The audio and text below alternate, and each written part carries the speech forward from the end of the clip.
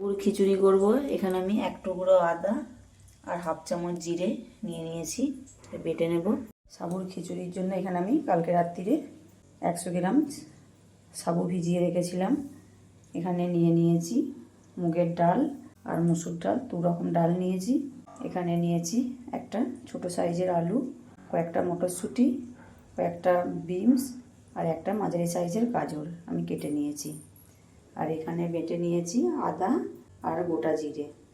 আলু ভাজা করেছিলাম, কড়াইয়ে একটু তেল রয়ে গেছে, ওই তেলের মধ্যেই আমি সবজিগুলো দিয়ে দেব।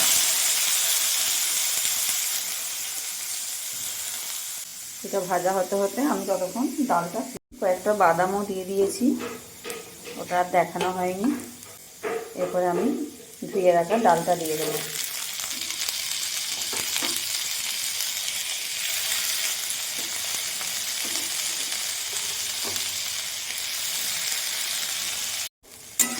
ডালটা দিয়ে আরও আমি কিছুক্ষণ ভাজা ভাজা মতো করে নেব।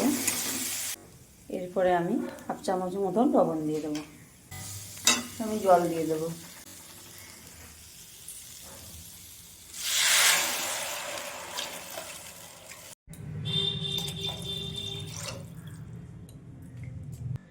এরপরে আমি এটা ঢাকা দিয়ে দেব।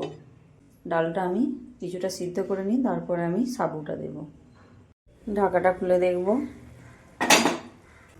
ডালটা অনেকটা সিদ্ধ হয়ে গেছে, হাফ হাফ। এরপরে আমি দিয়ে দেব সাবুটা দেওয়া হয়ে গেছে। এরপরে দিয়ে দেব জিরে আদা বাটা। আমি একটা কাঁচা লঙ্কা মাঝে মাঝে ভেঙে দিয়ে দেবো। পরে দেবো আমি হলুদ গুঁড়ো। আমি এটা আবারও 10 মিনিটের জন্য ঢেকে দিচ্ছি। আমি ঢাকাটা খুলে দেখি, হয়ে গেছে। এরপরে আমি একটা বাটি বসিয়ে দিচ্ছি। আমি তেল দিয়ে দেবো একটু, দিয়ে দেবো একটা শুকনো লঙ্কা, গোটা জিরে,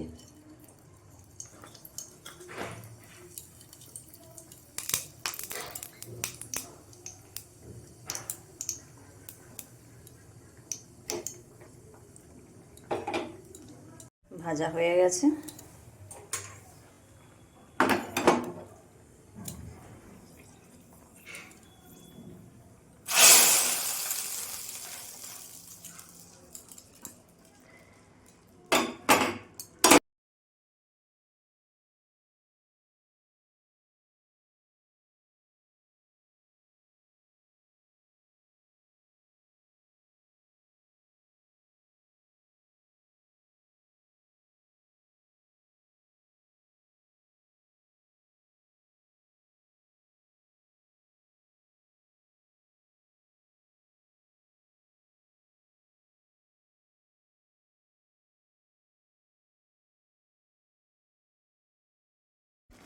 দেখো বন্ধুরা, হয়ে গেছে। এরপরে আমি গ্যাসটা বন্ধ করে দেব।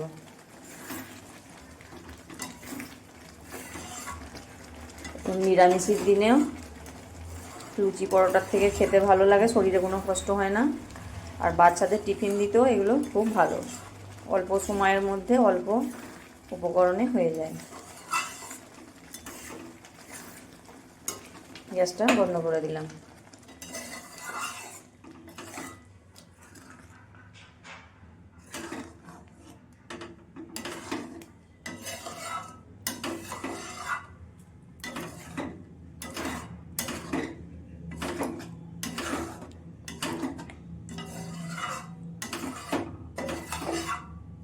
সাবু তো একটু বেশি ঘন ঘন নাড়তে হবে, নাহলে তলাটায় বসে যাবে।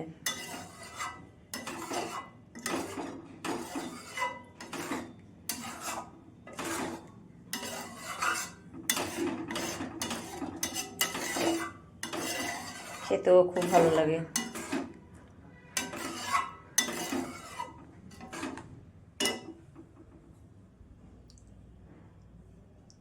আমার ভিডিও যদি ভালো লেগে থাকে, সকল বন্ধুদের কাছে অনুরোধ রইল আমার চ্যানেলটি সাবস্ক্রাইব করে দেবে, আমার পাশে থাকবে।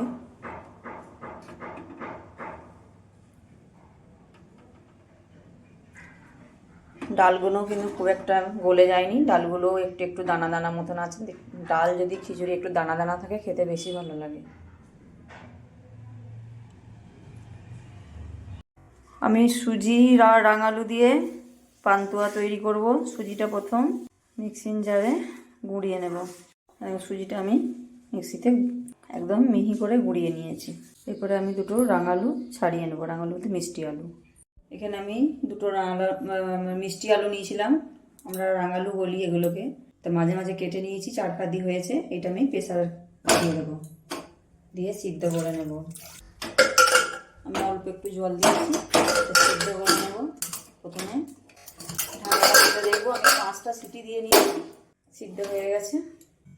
গরম অবস্থাতেই থালাতে নিয়ে নিতে হবে। জলটা দেবো, যদি লাগে নেব।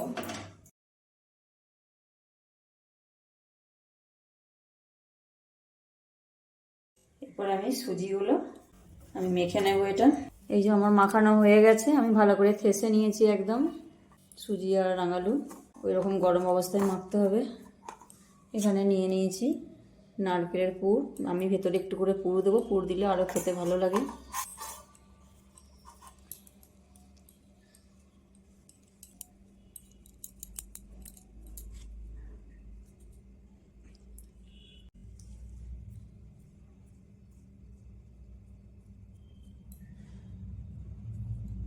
আমি এইবার মুখটা বন্ধ করে দেবো। এরকম আমি গোল গোল করে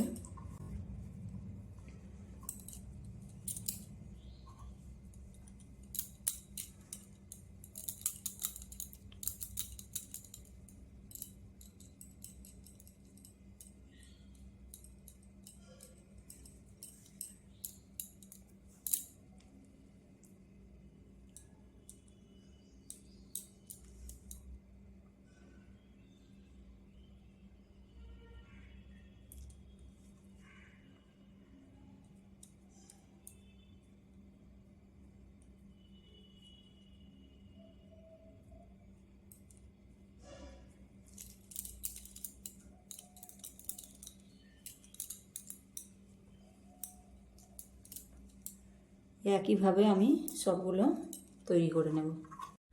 আমার সবগুলো একইভাবে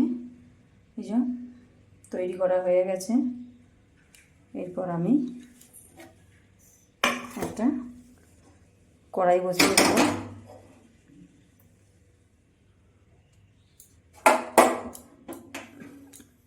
কড়াই গরম করতে দিয়ে দেবো। কড়াইয়ে আমি তেল দিয়ে দেবো। তেল গরম হওয়ার অপেক্ষায় আছি। তেল গরম হয়ে গেছে। এরপরে আমি এগুলো এক এক করে দিয়ে দেবো।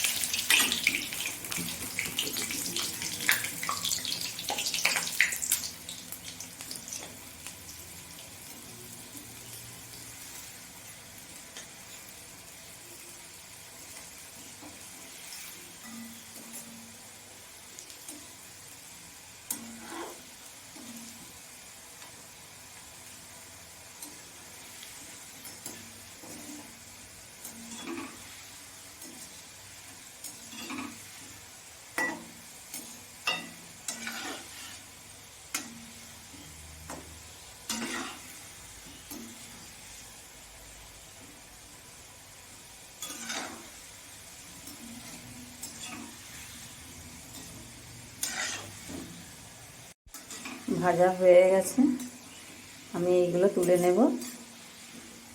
এগুলো আবার আছে, সেগুলো ভেজে নেবো একইভাবে।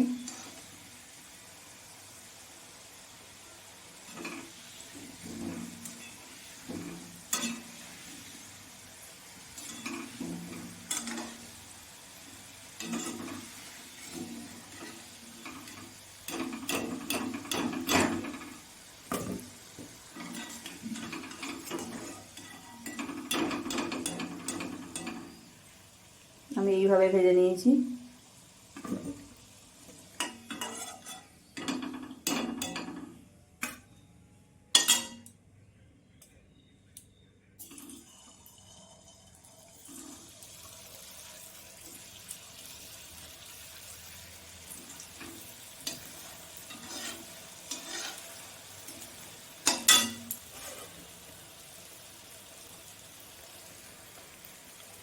এইগুলো আমি সেম একইভাবে ভেজে নেব।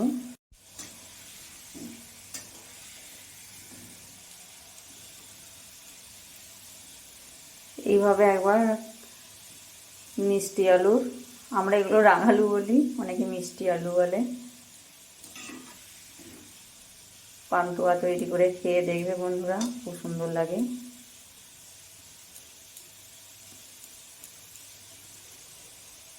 এগুলো আমার ভাজা হয়ে গেছে, এগুলো তুলে নেব।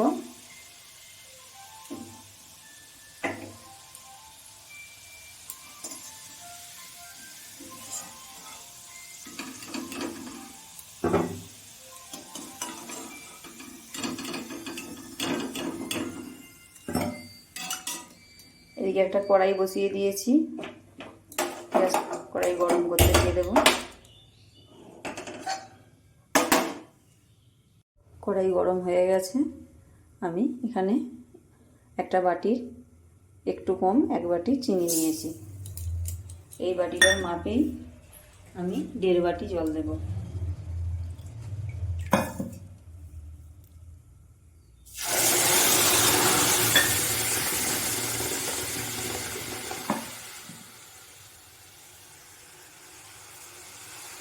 চিনির শিরাটা তৈরি করে নেব।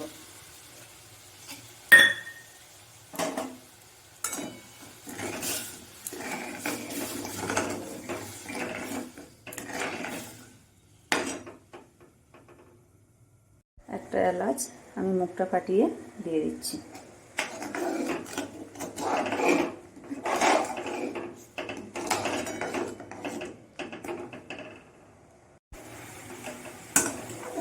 চিনির শিরাটা আমার দেওয়া হয়ে গেছে, আমি দেখব, কেন অনেকক্ষণ ধরে হচ্ছে।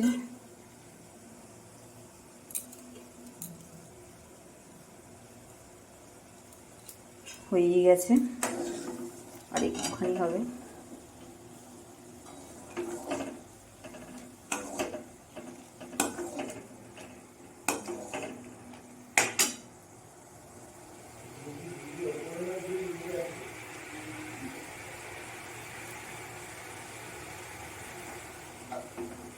হয়ে গেছে, আমি গ্যাসটা বন্ধ করে দিচ্ছি।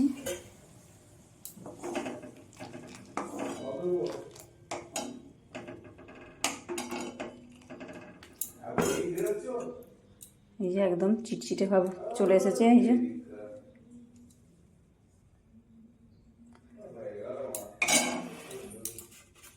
এবার আমি মিষ্টি এই শিরার মধ্যে আমি দিয়ে দেব। আমি এগুলো 1 ঘন্টা মতো ভিজিয়ে রাখবো, আধ ঘন্টা থেকে 1 ঘন্টা।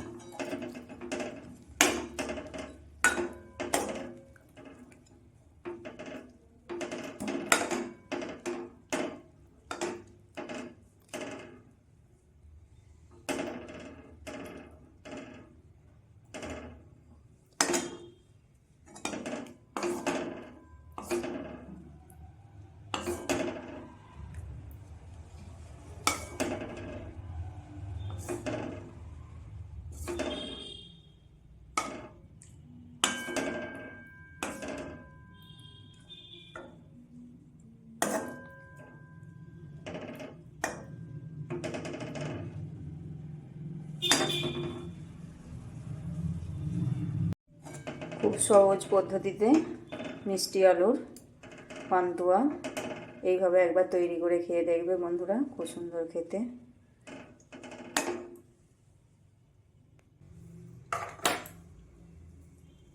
এই দেখো।